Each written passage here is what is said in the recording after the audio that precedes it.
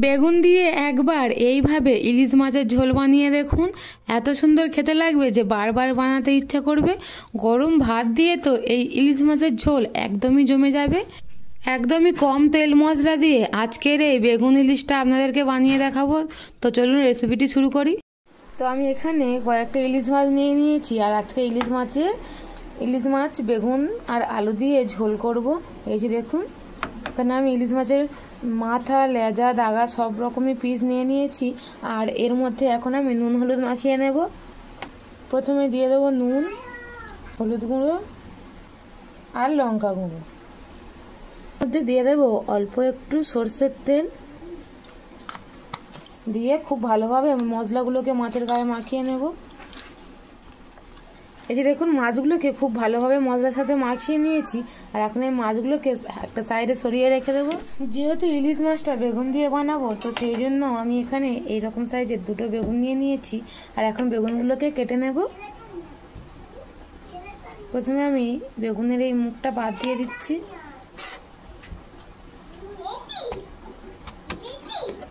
আর এখন মাঝখান থেকে ভাগ করে নিয়ে এইরকম লম্বালম্বিভাবে আমি কেটে নেব।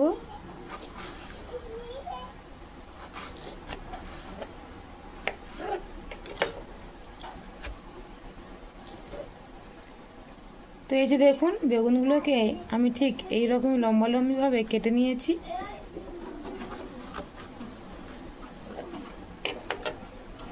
তো এই যে দেখুন, সবগুলো কাটা আমার হয়ে গেছে। এখন বেগুনগুলোকে জলের মধ্যে দিয়ে দেব। খুব ভালোভাবে ধুয়ে আমি তুলে নেব।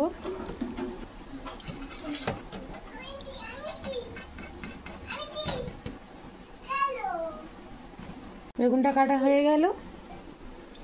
এবারে আলুগুলোকেও কেটে নেব।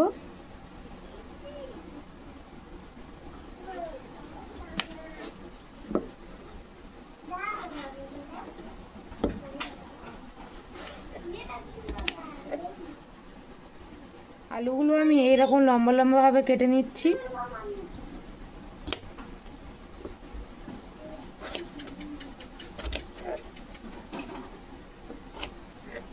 আলুগুলো জলে দিয়ে দিলাম।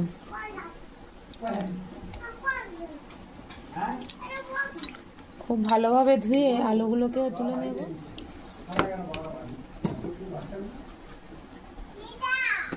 এখন আমি মাছগুলোকে ভেজে নেব।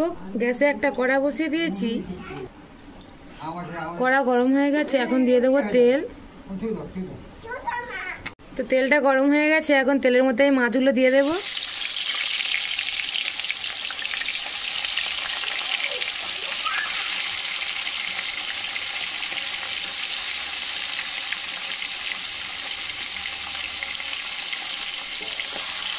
মাছগুলোকে এখন খুব ভালোভাবে ভেজে নেব।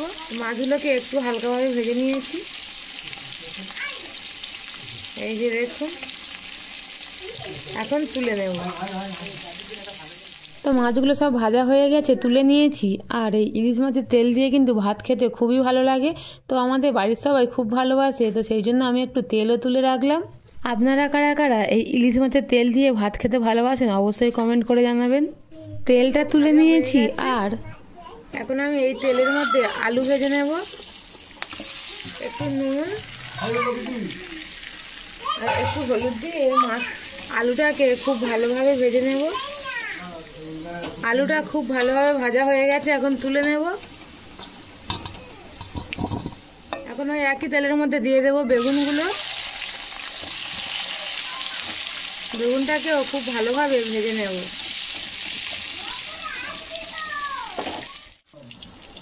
বেগুনগুলোকে ভেজে নিয়েছি, এখন তুলে নেব। ওই তেলের মধ্যে দিয়ে দেবো কিছুটা কালো জিরে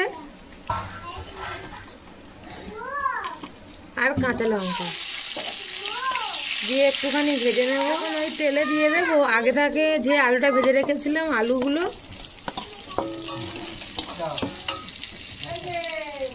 আর এখানে মশলা নিয়েছি, লঙ্কা গুঁড়ো, হলুদ গুঁড়ো, ধনে গুঁড়ো আর জিরে গুঁড়ো একসঙ্গে এই যে দিয়ে দেবো।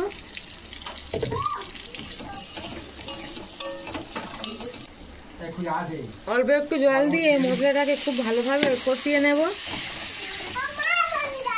আলুর সঙ্গে মশলাটাকে খুব ভালোভাবে কষিয়ে নিয়েছি দেখুন। আর এখন এর মধ্যে দিয়ে দেব জল।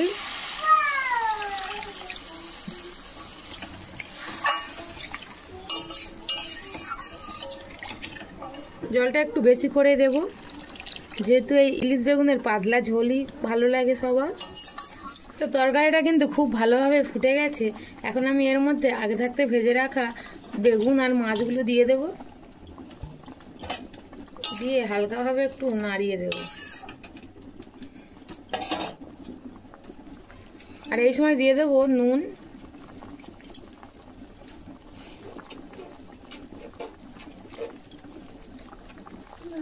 এখন এটা চাপা দিয়ে 5 মিনিট একটু ফুটিয়ে 5 মিনিট হয়ে গেছে। এখন ঢাকাটা খুলে দেখে নেব।